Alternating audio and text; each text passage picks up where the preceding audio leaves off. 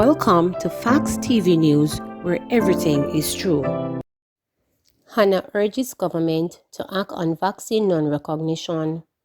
The opposition spokesperson of Foreign Affairs and Foreign Trade, Lisa Hanna, says she is deeply concerned about the United Kingdom's non-recognition of the COVID-19 vaccine status of Jamaicans arriving in that country. On Monday, concern brewed after a raft of new measures published on the UK government's website to take effect on October 4th at 4 a.m. revealed that the UK does not recognize fully vaccinated Jamaicans who intend to travel there. In a statement early Tuesday, Hanna said the government must immediately utilize all diplomatic channels, including the World Health Organization, to ensure that Jamaica's vaccination program, including the administration of the AstraZeneca vaccine doses, is approved and appropriate recognition code issued for Jamaica. We must act with utmost urgency, using all resources available to clear up any misunderstanding issues required for the validation and registration of our current national vaccine protocols in the shortest possible time. This is critical, especially since our major trading partners, the United States, has also signaled their own vaccine protocols for entry across their borders, Hanna said.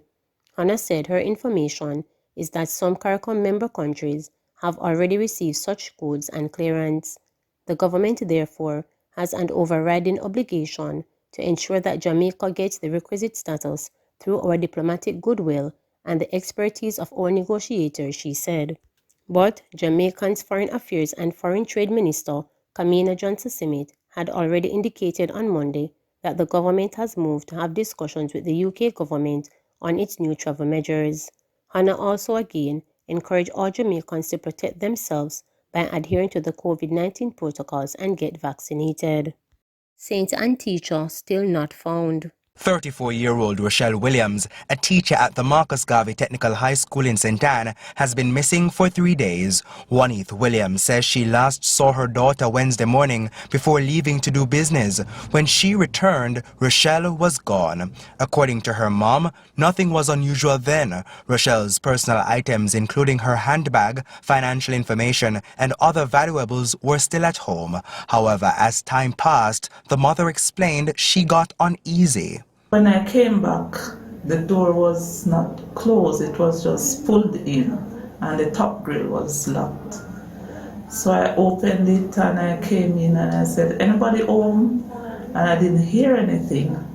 So when I went in and I saw everything, I said, okay, maybe she's at a friend, her only friend, that I know. And I was there waiting until about 5 o'clock, and I got curious and I said, no, this isn't Rochelle.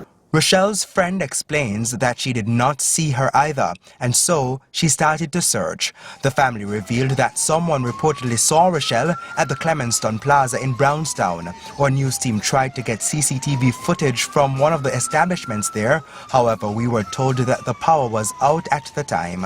I went to Runaway Bay, Discovery Bay, all over Brownstown, and we didn't see her. So afterwards we went to the police station and we made a report. Commanding officer of the St. Anne Police Division, Senior Superintendent Dwight Powell, says a woman matching her description was seen on Friday. However, the police could not locate her. As news of the teacher's disappearance spread, scores of people have been trying to assist. Meanwhile, principal of the Marcus Garvey Technical High School says the school population is worried. We continue to pray that she returns home safely, and we will give all the support that we can. Any information, sir, even if them think they see her, just let us know. We'll run down all the leads.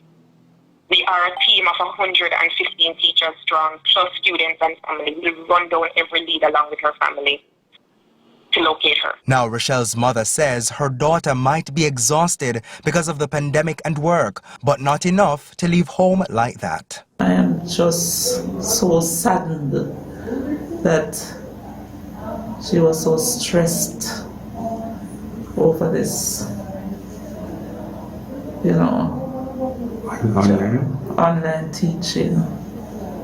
She was so pressured, She wanted to do her best. She loved teaching. The family is urging the public to help them locate Rochelle Williams. Two 17-year-old boys charged with illegal possession of firearm. Two 17-year-old boys were on Monday arrested and charged with illegal possession of firearm and ammunition following the seizure of an illegal gun and ammunition on Riddles Road in Kingston 13. The police said that about 4:38 a.m., the teens were seen by a team of officers that were on patrol in the area. Upon seeing the police, one of them reported it through an object. They were accosted and the object retrieved, a Taurus G2 9mm pistol with 2 magazines and 6 9mm rounds were seized. Their court dates are being finalized, the police stated. Manchester men charged with illegal possession of firearm, breach of DRMA.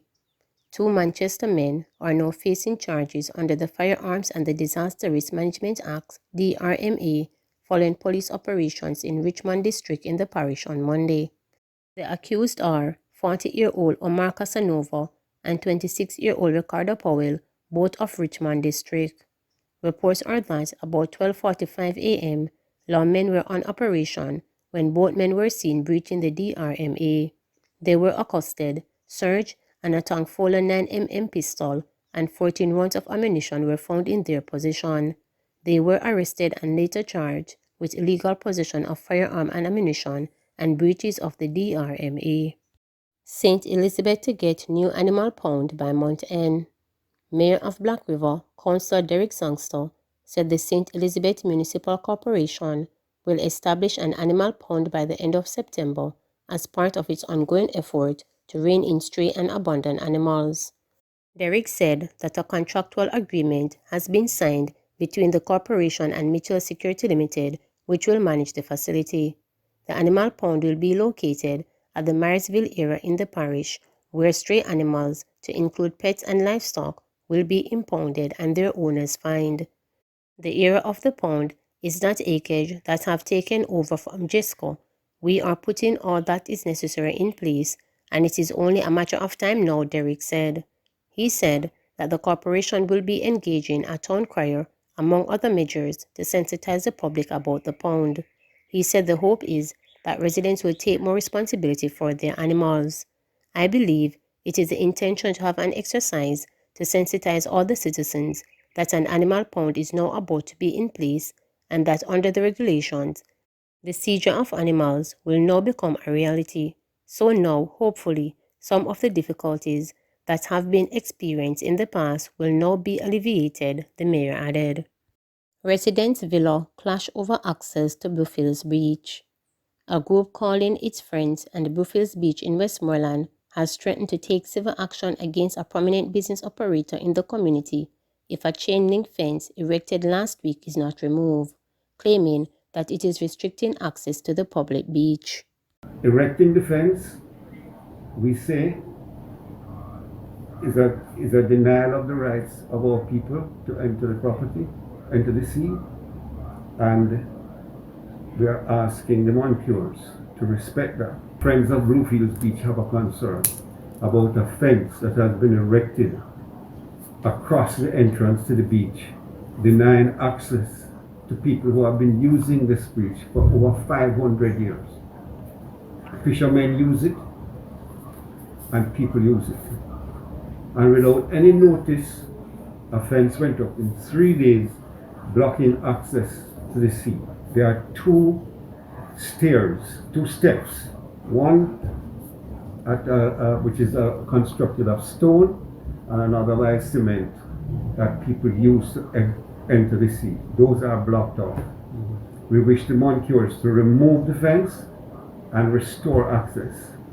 One of the concerns that we have been having over the years, before this fence has been put up, is that when swimmers are in the water or even trying to walk on the sand, heading in their direction, they are always told by workers, maybe sometimes the owners, not to enter that section. It's for their guests only. And we are supposed to swim down, go into the station, not up. Even if you are 12 feet in the water, it's a concern for them. So and recently, We have gone to the beach and we were told that they were about to fence the property by just walkers or people who use the beach because the property is theirs. And in 3 days, the hole was dug and the fence was up. But nobody said anything to us. I just went there and was a little, just wondering. I saw some marks like surveyor, and when I inquired, I got the feedback that they were about to run a fence. And I went back 2 days after, the holes were there, and the next day the fence was up. So the concern is that you and other senior citizens normally use the stairs to access the beach, and you no longer have that. Those stairs are not there again. We are being told that we are to go further down because the other section is for UDC, but where they have fence is not private property. So for us to get access to the beach, we have to go down another maybe 50 yards and try to find our way in the water. So it gives you a challenge getting into the water. Yeah, especially because we have lots of people who are up in age. We have people there up to 85, and it's a regular thing for them to come to the beach in the mornings, and some will have problems walking. So we are all used to those entrances which are now being shut off from us. We are told that UDC is sending a surveyor to come to see if where the fence is rather than Moncure's property. But even if it is the Moncure's property, they cannot deny access to the beach. It's my understanding that nobody should build any structure within 15 feet of the high water mark, which should be public access. So even if the property is theirs, they should not be building a structure without a permission from NEPA. That is my understanding. So even if the line go down here, there should not be a fence because the fence is actually on the sand, very close to the high water mark, which is much less than 15 feet. One of the reasons why the fence has been erected is the fact that their lawyer has advised them that they could become liable for persons accessing the beach illegally through their property, especially in the COVID period when it is alleged that persons used to break down the UDC fence and enter the property. By your word. No, but the fact if they are not permitted by law to put up anything within 15 feet of that high water mark, then I would not see how they would be liable. If it was outside of that perimeter, up to the closer to the property, then I would understand that. But putting a fence virtually into the water, no, by no means they could be liable. If the law says that you can't build a fence within 15 feet of the high water mark, then how could you be liable? You're asking them to? They should, the fence should be removed without proper authority. Which if they were given authority, there would have been a notice posted where all could see that it was their intention to build anything to be built within that 15 feet. It is my understanding that there should be an approval by NEPA and that notice should have been posted for the public to see that they are going to close off or to do anything permanent within 15 feet of the high water mark.